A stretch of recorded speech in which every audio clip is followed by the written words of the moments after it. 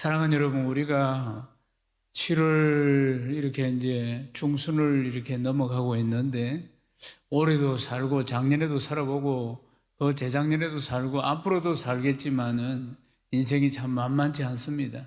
자기가 생각하고 계획한 대로 형통하고 늘 행복하고 순탄하고 이러면 얼마나 좋겠습니까만은 인생이 참 고통이 많고 고난이 많습니다. 정말 한국에 넘어서면 또 한국에 기다리고 있고 고통과 고난의 연속이 우리 인생이라고 봅니다. 그러면 이 고통이라는 것이, 이 고난이라는 것이 꼭 우리 인생의 무슨 동반자처럼 따라다닌다는 거 아니겠습니까? 정말 이 고통이라는 것은 떨쳐버리고 싶는데, 이런 인생 안 살고 싶은데, 그런데 이게 헐 붙어 다닌다는 것 아닙니까? 이 예배의 자리에 지금 왔지만은 한 주간 아니면은 계속해서 오랜 시간 동안 나를 괴롭히고 있는 고통을 안고 또 이 예배에서 위로를 받고 새 힘을 얻고자 오신 분들도 들어 있을 것입니다. 사랑하는 여러분, 우리가 이 고통과 환난과 고난 가운데서 어떻게 내 신앙을 잘 지키고 또 하나님 앞에 감사하는 삶을 살아갈 수 있을 것인가 하는 것입니다. 이런 상황 가운데서도 어떻게 감사가 나올 수 있을까 하는 부분들입니다. 사랑하는 여러분, 모두 다 마찬가지죠. 고통을 좋아하는 사람이 있습니까? 아무도 없습니다. 아무도 없죠. 그리고 고통 대신에 감사하는 삶이 늘 되기를 원하고 바라는 것 아니겠습니까? 그런데 아이러니컬하게도 고통이 없었던 삶을 애통해하는 사람들도 있습니다. 어떤 사람들이냐면은 말기암 환자들입니다. 암이라는 것이 다른 병과는 다르게 초기에는 발견하기가 어렵습니다. 왜냐하면 고통이 없기 때문입니다. 그래서 암을 초기에 발견하는 것은 아주 행운입니다. 그러니까 암을 초기에 발견하는 사람들이 하는 이야기가 뭡니까? 보면은 엉뚱한 검사를 하러 갔다가 이게 발견되는 경우가 참으로 많이 있는 것입니다. 암이 초기에는 고통이 없기 때문에 그냥 지나가는 것입니다. 그래서 암을 발견했을 때는 이미 늦은 경우가 많이 있습니다. 그래서 갑자기 말기암이라는 판정을 받고 죽음으로 바로 가는 경우도 얼마나 많이 있는지 모릅니다. 그런 분들이 아픔이 있었다면은, 고통이 있었다면은, 초기에 이것을 알았더라면은 하는 이야기들을 다 하게 된다는 것입니다. 그러니까 고통이라는 것이 어떤 상황에 따라서 이게 결코 무조건 나쁜 것은 아니다 하는 것을 들 수가 있습니다. 그래서 어떤 누구에게는 말 그대로 고통이 되지만 어떤 누구에게는 또 유익한 일이 되기도 한다는 사실입니다. 사랑하는 여러분, 고통이 힘들지만은 그러나 우리가 인생을 쭉 살아오면서 보면 고통을 통해서 반드시 우리가 성숙해지거나 성장해 가는 일들이 일어난다는 사실입니다. 아이들을 한번 보십시오. 이제 아이를 낳아서 키우는데 참 밤을 새우는 일들이 들어있지요. 이 아이가 말도 못하는데 아기가 막 빡빡 보채고 울고 열이 나고 설사를 하고 그러면서 얘가 이게 왜 뭐 때문에 그런지 그 고통 속에서 막 자기 표현을 우는 것밖에 못하니까 그러면서 엄마 아빠도 밤을 지새면서 함께 고통스러워하면서 그렇게 자녀들을 키워내는 거 아니겠습니까? 부모가 되어보면 그런 밤들이 참으로 많이 있습니다. 얼마나 키우면서 애간장이 많이 녹아내렸습니까? 제가 어릴 적에 정경기라고 합니까? 뒤로 빨딱빨딱 넘어가는 거, 새 팔에 질려가지고 이걸 많이 했답니다. 이렇게 건강한 아이가 아니고 어른이 어릴 적에 제가 아이가 몸이 약해가지고 뻑하면 넘어지고 했답니다. 그럼 우리 아버지가 안고 우리 집에서 그 병원까지 한 20분은 달려야 되는데 그렇게 막 달려와서 이 병원에서 그렇게 살려내고 그런 일들이 더러 많이 있었다고 하는 것입니다. 참 그렇게 이제 잘하는 것 같습니다. 그러니까 아이들뿐만 그런 것이 아니고 어른들도 똑같습니다. 어른들도 이 고통과 고난의 터널을 통과하면서 성장하고 성숙해져 가는 경우가 많다는 거 아니겠습니까? 하나님에 대해서 그렇게 부정적인 사람, 아무리 복음을 전해도 듣지도 않든 받아들이지 않는 사람이 어느 날 절박한 문제 앞에서, 그 고통스러운 문제 앞에서, 그게 질병이 될 수도 있고 경제 문제도 될 수 있고 뭐 사업 여러 가지 자녀 문제, 가정 문제가 있겠죠. 이런 어떤 절박한 위기 속에 빠지게 되면은 그 큰 고난 앞에서 자기의 한계를 느끼면서 뭔가 신랄 같은 희망을 안고 하나님을 찾는 경우가 얼마나 많이 있습니까? 그러면서 그때는 복음을 받아들이고 구원에 대해서 심각하게 생각하고, 그리고 절대자에 대해서 자기 힘으로 아무리 해도 해결할 수 없는 문제 앞에서 신을 찾는 경우, 그래서 예수 믿고 거듭나는 경우도 얼마나 많이 있습니까? 사랑하는 여러분, 우리 인간이 한편으로는 자기가 대단한 것 같이 보이고 아주 강한 것 같이 보이지만은 참으로 연약한 존재 아닙니까? 감기 하나도 이길 수 없는 존재, 코로나라는 것도 하나도 이길 수 없는 존재, 훅 불면 그냥 꺼지는 인생 우리 아니겠습니까? 근데 우리의 삶을 참 고통과 고난을 통과할 때 누구나 다 뒤를 돌아본다는 것입니다. 지나온 삶들을 다시 한번 살펴보게 되는 것이겠죠. 록펠러 이야기를 좀 해보겠습니다. 세계 최고의 부자가 록펠러였습니다. 록펠러는 33살에 백만장자가 되었습니다. 그리고 43살에 미국의 최고 부자가 되었습니다. 53살에 세계 최고의 부자가 되었습니다. 53살, 33살에 백만장자, 43살에 미국 최대 부자, 그리고 53세 세계 최고의 부자가 되었습니다. 얼마나 많은 부유를 소유하고 있었겠습니까? 세계 최고의 부자란 말입니다. 그런데 그 나이에 알 수 없는 희귀병에 걸리게 됩니다.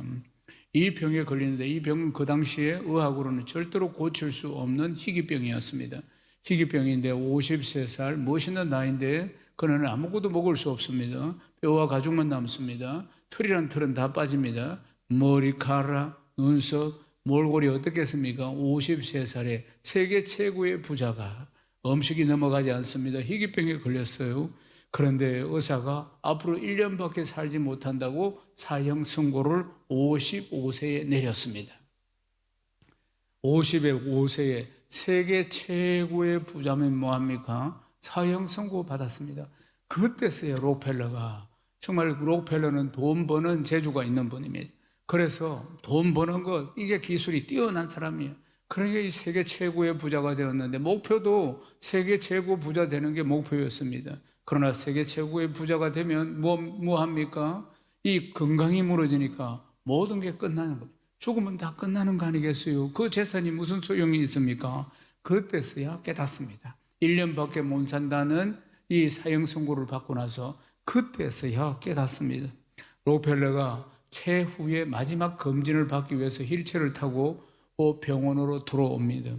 병원에 들어왔는데 그때 병원 벽에 걸려있는 한 액자를 보게 되는데 성령이 역사하신 것이죠. 그 액자에는 사도행전 20장 35절 말씀이 기록되어 있었습니다. 주는 것이 받는 것보다 복이 있다, 이 말씀이었습니다. 이 말씀이 딱 적혀있는 액자를 보는 순간에 록펠러의 마음이 이 전율이 오기 시작했습니다. 주는 것이 받는 것보다 복이 있다, 이 말씀을 보고 있는데, 그런데 아무 말 없이 휠체어에 앉아서 눈물이 막 쏟아졌습니다. 오직 돈 버는 밖에 몰랐던 사람입니다. 주는 게 아니고 다 버는 거, 여기에 그냥 막 모든 생애를 걸었던 사람. 그래서 전 세계에서 최고의 부자가 되었는데, 그런데 주는 게 별로 없다, 이 말입니다. 보니까 자기 인생에 주는 것이 받는 것보다 더 복이 있다, 이 말씀 앞에서 자기 인생을 돌아보게 되고 그렇게 눈물이 막 쏟아졌던 것입니다. 그런데 로비에서 한쪽에 자기가 이 줄을 서서 기다리고 있는데 보니까 한쪽에 막 떠들썩하게 싸우는 모습이 보이는데, 한 사람은 병원 직원이고 한 사람은 아이를 입원시키려고 하는 사람이었습니다. 이 부인이 자기 아이를 입원시키려고 하는데, 그런데 이제 돈이 없어요. 그래서 병원 직원은 입원비가 없으면 입원할 수 없다, 이렇게 이야기하고, 자기는 이 급하게 아이가 아프니까 입원을 시키고 내가 돈 벌어서 갚아주겠다, 이렇게 이야기하면서 실강이가 벌어지고 있는 모습을 록펠러가 보게 됩니다. 그래서 록펠러가 아주 비밀스럽게 은밀하게 비서를 시켜가지고 그 병원비를 다 자기가 지불을 합니다. 아무도 모르게, 자기 이름도 나오지 않게. 그러면서 이제 록펠러가 병원에 있으면서 이 소녀가 입원 치료를 받으면서 회복되는 모습을 보면서 아주 진정한 아주 행복과 여러 가지 깨달음이 많이 있었던 것입니다. 이 사건을 통해서 록펠러의 인생이 180도로 바뀌게 됩니다. 그때부터 55세입니다. 1년 이상 살 수 없다는 사형표소 언도를 받았는데 그때부터 이 양반이 베풀면서 살기 시작합니다. 여러 가지들 그동안에는 번다고 정신이 없었던 사람인데 그때부터 베풀면서 여러 가지 자선 사업도 하고 여러 가지를 베풀면서 살면서 이 희귀병, 그 당시 현대의학으로 고칠 수 없는 희귀병이 치유가 되고 그 뒤에 43년을 건강하게 더 살다가 98세에 인생을 마감하게 된 것입니다. 사랑하는 여러분, 참 귀한 교훈을 받는 이야기 아니겠습니까? 우리가 살면서 고통, 시도 때도 없이 찾아오는 고통을 어떻게 받아들이느냐 하는 것입니다. 내가 나에게 찾아오는 이 고통을 어떻게 받아들이느냐에 따라서 내 인생도 이렇게 바뀔 수 있고 저렇게 바뀔 수가 있다는 것입니다. 어떤 사람은 별것도 아닌 고통을 크게 확대 해석을 해가지고 아주 그러니까 무거운 짐을 지고 괴로워하는 인생을 살아가는 사람이 있는 반면에 어떤 사람은 정말 어려운 가운데서도 이 고통 가운데서도 믿음으로 나아가서 이것이 더 성숙해지는 계기로 삼는 사람들도 있다는 것입니다. 사랑하는 여러분, 그렇습니다. 이 감사가 내 믿음의 분량만큼 할 수 있는 것입니다. 내가 믿음이 있는 사람인가 없는 사람인가, 나는 믿음이 어느 정도 있는 사람인가, 다른 사람 다 몰라도 나는 내 믿음의 정도를 알고 있어야 하는 거 아니겠습니까? 그런데 사실은 보면 내 믿음도 오락가락 하기 때문에 내가 내 믿음이 얼마인지 어느 정도인지 잘 모른다 그 말입니다. 그것은 내가 얼마나 감사를 하고 있는가, 매일매일 감사라는 단어를 내가 몇 번이나 사용하고 있는가를 스스로 체크를 해보면 내가 믿음이 어느 정도인지 알 수가 있는 것입니다. 감사라는 것은 내 믿음의 분량만큼 나오게 되어 있는 것입니다. 사도행전 16장에 보면은 사도 바울과 실라가 감옥에 갇히는 일이 일어납니다. 어떻게 하다가 감옥에 갔느냐면은 이 사도 바울이 사역을 하는데 점치는 귀신 들린 소녀가 하나 있었어요. 점치는 귀신 들린 소녀 신분이 종입니다. 그래서 이 아이는 이제 점을 치주는 겁니다. 귀신 들린 아이가 점치는 귀신이 들려서 그래서 이 아이가 점을 치주고 그리고 또 돈을 받으면 이 돈을 이 아이의 주인이 다 가져가는 것이에요. 그런데 사도 바울이 이 아이가 불쌍하니까 그 안에 들어있는 귀신을 쫓아냅니다. 그래서 이 아이가 건강한 아이가 되었어요. 건강한 아이가 되어서 이 아이는 너무나 기쁘고 감사한데 이 아이의 주인이 자기 수입이 끊어지니까 그래서 이게 괘씸해가지고 그래서 누명을 덮어 씌워가지고 사도 바울과 실라를 감옥으로 가게 만듭니다. 가기 전에 채찍을 맞고 감옥으로 들어가게 됩니다. 사도 바울은 로마의 시민권자예요. 그래서 자기 주장을 분명히 할 수 있습니다. 그리고 이것이 음모요 모함이라는 사실도 밝힐 수도 있는데도 불구하고 사도 바울은 감옥으로 갑니다. 채찍을 맞고 감옥으로 가는 이유는 뭐냐? 사도 바울은 복음 전하는 후에는 소망이 없다는 믿음으로 늘 살아갑니다. 그러니까 하나님께서 지금 억울한 일을 당해서 지금 감옥으로 가게 만드는 것도 하나님의 섭리일 것이다. 이 감옥에 반드시 구원받아야 할 영혼이 있기 때문에 하나님이 이 억울한 일을 당하게 하셔서 감옥으로 보내신다. 이게 사도 바울이 가지고 있는 관념입니다. 로마서 8장 28절 말씀에 보면은 하나님을 사랑하는 자들에게는 모든 것이 합력해서 선을 이룬다고 하셨습니다.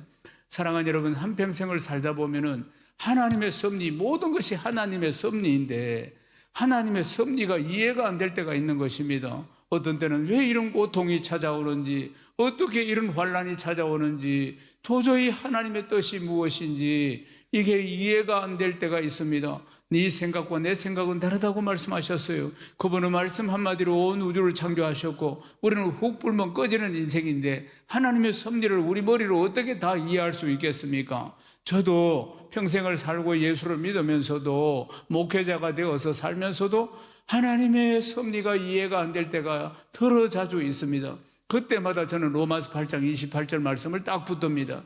하나님을 사랑하는 자는 모든 것을 다 합력해서 선을 이루게 하신다. 이 말씀을 저는 이 나이가 될 때까지 신앙생활을 하면서 많이 경험을 했기 때문입니다.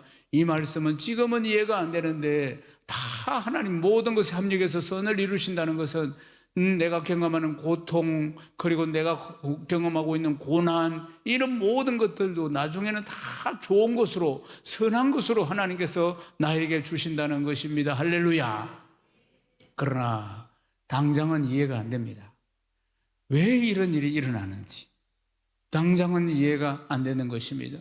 이 말씀, 로마서 8장 28절 말씀이 이해가 되려면은 까만 머리가 하얀 머리가 하나씩 숭숭숭숭 나는 세월이 되어야 합니다. 그때쯤 가서야 하나님께서 그것을 막으신 이유가, 하나님께서 그때 못하게 하신 이유가, 하나님께서 그때 내 건강을 만지셔가지고 내 가려고 하는데 주저앉게 하신 이유가, 그때는 정말 몰랐는데 하나님이 이 좋은 것을 주시고자, 아니면 그 환난을 막아주시고자 그 길로 갔으면 큰일 날 일인데, 그래서 나는 그 길로 가려고 막 발부둥을 쳤는데 하나님이 그걸 막으셨구나 하는 것을 그렇게 세월이 흐르면은 깨닫게 되는 것입니다. 제가 그동안 이 로마서 8장 28절 말씀을 얼마나 많이 경험하고 살았는지 모릅니다. 한참 세월이 흘렀어야, 한참 시간이 지났어야 이 좋은 것을 주시고자 하나님이 막으셨구나,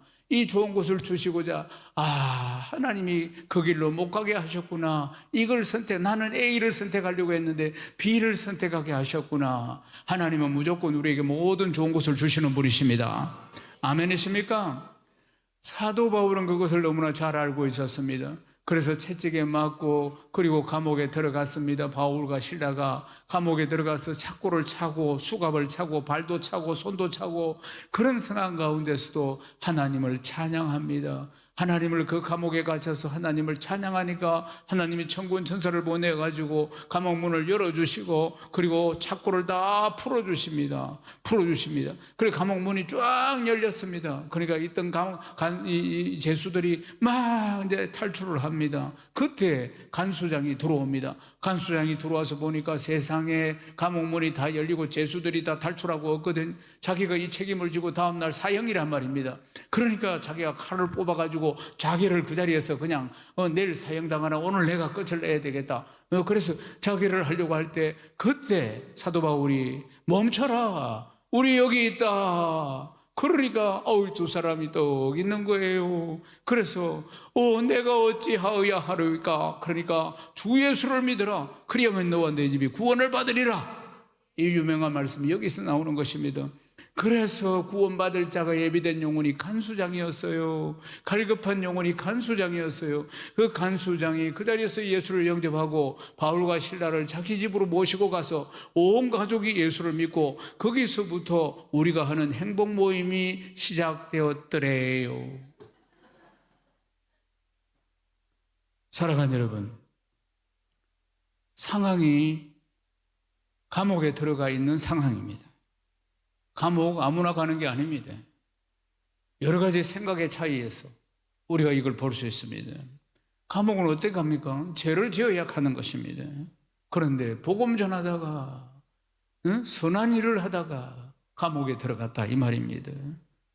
이 감옥이라는 상황 가운데서 생각이 중요합니다. 사도 바울은 믿음 안에 있었습니다. 그래서 찬양이 흘러나오는 것입니다. 사랑하는 여러분, 지금 어떤 상황 속에 있습니까? 어떤 고난과 고통 속에 있습니까? 어떤 긴 고난의 터널 속으로 아직도 나오지 못하고 있습니까? 믿음의 생각이 중요합니다. 믿음의 생각으로 처한 상황을 뛰어넘으시기를 주님의 이름으로 축복합니다. 그로 인해서 그 상황 가운데서도 하나님을 찬양할 수 있기를 주님의 이름으로 축복합니다. 하박국서 3장 17절에서 18절 말씀 함께 읽겠습니다. 비록 무화과 나무가 무성하지 못하고 포도나무에 열매가 없으며 감람나무에 소출이 없으며 밭에 먹을 것이 없으며 우리의 양이 없으며 외양간에 소가 없을지라도 나는 여호와로 말미암아 즐거워하며 나의 구원의 하나님으로 말미암아 기뻐하리로다. 기뻐하리로다. 사랑하는 여러분, 우리는 이와 같이 믿음에 부요한 사람이 되어야 하는 것입니다. 믿음에 부요한 사람은 어떤 환경이든지 뛰어넘습니다. 어떤 환경이든지 뛰어넘고 그 입술에 감사의 소리가 연발한다는 것입니다. 사랑하는 여러분, 믿음에 부요한 사람이 되어서 감사 부자가 되어야 할 줄로 믿습니다. 믿음의 부자, 믿음이 부자인 사람은 공통점이 하나 있습니다. 그들은 늘 주님 안에서 참 행복을 느낀다는 사실이에요. 사랑하는 여러분, 말씀을 시작하면서도 말씀드렸지만은 성숙해지는 데는 고통이 따르는 것입니다. 데살로니가 전서 5장 16절에서 18절 말씀 우리 같이 함께 읽겠습니다. 항상 기뻐하라, 쉬지 말고 기도하라, 범사에 감사하라. 이것이 그리스도 예수 안에서 너희를 향하신 하나님의 뜻이니라. 아멘. 하나님의 뜻이 무엇인지 아시겠죠? 우리를 향한 하나님의 뜻은 항상 기뻐하라, 쉬지 말고 기도하라, 범사에 감사하라. 이 세 가지가 우리를 향한 하나님의 뜻입니다. 사랑하는 여러분, 제가 이제 결혼을 했습니다. 결혼을 하면서 이제 하나님 앞에, 하나님, 우리 부부가 평생 살아갈, 또 자녀를 낳고 살아갈 우리 집에 가훈을 주십시오. 그렇게 제가 기도를 했습니다. 제가 28에 결혼을 했는데, 근데 하나님이 말씀을 딱 주시기를 잠언 4장 23절 말씀을 주셨습니다. 가훈이 뭐냐? 무릇 지킬 만한 것보다 더욱 네 마음을 지키라. 생명의 근원은 이에서 남이니라. 마음을 지키는 게 참 어렵지요. 또 사랑하는 부부라도 마음을 지키기가 쉽지 않고, 또 신앙을, 내 믿음을, 마음을 지키기가 쉽지 않습니다. 저는 모태로부터 신앙생활을 해서 잘 알고 있었던 것입니다. 믿음도 잘 지켜야 되고, 사랑하는 마음도 잘 지켜야 되고, 사람이 마음을 지키며 산다는 게 쉽지 않은데, 이게 가훈으로 하나님께 받았습니다. 그래서 이제 신혼여행을 다녀온 뒤에 기독교 서점으로 가서, 이제 그 당시에는 이제 그 표구가 유행했습니다. 표구. 그래서 불꽃이 잘 쓰는 분을 통해 가지고 이제 글을 써서 받아 가지고 표구로 만들어서, 그리고 나서 이제 신혼집에다 다 걸었습니다. 이게 우리 가훈이었습니다. 그리고 나서 이제 그 다음 아들이 태어나고, 그 다음 또 이어서 딸이 태어났습니다. 이제 이 둘이가 이제 애기들이 태어나더만은, 아빠, 저게 뭐야? 저게 뭐야? 이래 무릇 지킬 만한 것보다 더욱 네 마음을 지키라. 이면 우리 집에 가훈이다. 이렇게. 무릇이 뭐야? 무릇이 뭐야? 이래 뭐래. 무릇은 항상 일한다. 항상. 얘들이 볼 때마다, 아빠, 저게 뭐야? 무릇이 뭐야? 한 1312번을 가르친 것 같습니다. 그러니까 이게 2살, 3살, 4살에게는 이게 어려운 단어인 거예요. 이 말씀이. 그래서 제가 또 기도를 했습니다. 하나님, 아이들에게 너무 어렵습니다. 그러니까 아이들도 다 이해할 수 있는 집의 가훈을 새로 주십시오. 그래서 제가 받은 말씀이 데살로니가전서 5장 16절에서 18절 말씀입니다. 그래서 이제 또 기독교 서점에 가서 표구를 또 해가지고 오는데, 이번에는 나무판에다가 딱 적은 걸 갖다가 이제 그때 가지고 와서, 이제 우리 집에 가훈이 새로 바뀌었다. 그래요. 항상 기뻐하라, 쉬지 말고 기도하라, 범사에 감사하라. 이것이 우리를 향한 하나님의 뜻이다. 알겠어요. 그래가지고 그 다음부터는 질문을 하지 않습니다. 아주 쉬운 표현이 되어 있었으니까. 프로축구단인 포항 스틸러스가 있습니다. 포항 스틸러스 선수들이 이런 실험을 한 적이 있습니다. 축구 선수들이 고구마를 가지고 실험을 한 적이 있습니다. 자기들 숙소에다가 8월 달에 한쪽은 고구마 또 담아가지고 놔두고, 한쪽을 이렇게 담아서 놔두면서 딱 하나 스티커를 붙여놨어요. 한쪽은 좋은 말 고구마, 한쪽은 나쁜 말 고구마, 이렇게 이제 적었습니다. 그래서 선수들이 정해진 기간 동안에 요 좋은 말 고구마를 보면은 좋은 말을 해야 하는 겁니다. 너 잘 크고 있네. 이쁘게 잘 크고 있네. 뭐 이렇게 긍정적인 말을 하고, 나쁜 말 고구마는 부정적인 말을 하는 겁니다. 아이고, 닌 왜 이래 안 크니? 생긴 꼬라지가 왜 이렇노? 이러면서 이제 부정적인 말을 하는 거예요. 그랬는데 실제로 몇 달 뒤에 결과가 나왔는데, 좋은 말을 해준 고구마는 싱싱하게 아주 잘 크고 멋지게 잘 크고, 이 나쁜 말을 계속한 고구마는 나중에 시들시들해가 죽어버리더라는 겁니다. 이걸 이 프로 선수들이 그걸 자기들이 직접 경험을 한 거예요. 그리고 나서 이것을 목격한 선수들이 말이 이렇게 중요하구나. 그러니까 스포츠를 하는 선수들이 좀 아무래도 말이 좀 거칠겠지요. 아무래도. 그런데 그때부터 말투가 바뀌었습니다. 그들 스스로도 말이 이래 중요하구나. 그래 서로 칭찬하고 서로 격려하고 서로 존경하고 서로 감사하는 말투로 바뀌게 된 겁니다. 그래서 그들이 이제 그렇게 말투가 바뀌고 나서 어떤 일이 일어나. 그러니까 이 실험을 하기 전에 그들이 이 축구 리그전에서 5위였습니다. 5위. 그런데 이렇게 실험을 하고 나서 그들의 말투를 바꾸고 나서부터 리그에 3위를 했다는 것입니다. 그러니까 물론 1등을 했으면 와 이러실 건데 저도 뭐 통계를 바꿀 수는 없고 그래도 이 긍정적인 반응을 통해서 이 축구 선수들이 그게 쉽지 않은 일입니다. 그런데 참 말을 바꾸고 나서부터 이래 좋은 일들이 일어났다는 사실입니다. 사랑하는 여러분, 고구마가 말 못하는 식물 아니겠어요? 말 못하는 식물도 이렇게 반응을 한다면은 우리가 어떤 말을 하고 살아야 할 것인가 하는 건 아니겠습니까? 불평, 불만, 아이고 왜 이래 덥노? 이렇게 불평, 불만이나 짜증이나 이런 말보다는 칭찬하고 격려하고 감사하는 말을 해야 할 줄로 믿습니다. 시편 50편 23절을 읽겠습니다. 감사로 제사를 드리는 자가 나를 영화롭게 하나니 그 행위를 옳게 하는 자에게 내가 하나님의 구원을 보이리라. 아멘. 사랑하는 여러분, 이제 말씀을 마무리하겠습니다. 예수 그리스도는 어제나 오늘이나 영원토록 동일하십니다. 언제든지 나와 함께 하여 주시고 언제나 나를 보호하여 주시고 변함없이 나를 사랑하신다는 사실을 확실히 믿으시기를 주님으로 축복합니다. 사랑하는 여러분, 이 인생을 살아가면서 길이요 진리요 생명 되시는 주 예수 그리스도보다 더 귀한 선물이 어디에 있습니까? 사랑하는 여러분, 내가 예수님을 만나서 그리고 예수를 믿어서 지금까지 생활에 오고 있다는 것보다 더 큰 축복이 어디 있겠습니까? 그분이 길이요 진리요 생명 되시는 것입니다. 허탄한 것에 의미가 없는 세상 것들에게 자꾸 빠지지 마시고 우리 주 예수 그리스도를 더 깊이 사랑하는 복된 성도가 되시기를 주님의 이름으로 축복합니다. 주님께서 베푸시는 은혜를 날마다 경험하고 감사가 넘치기를 주님의 이름으로 축복합니다.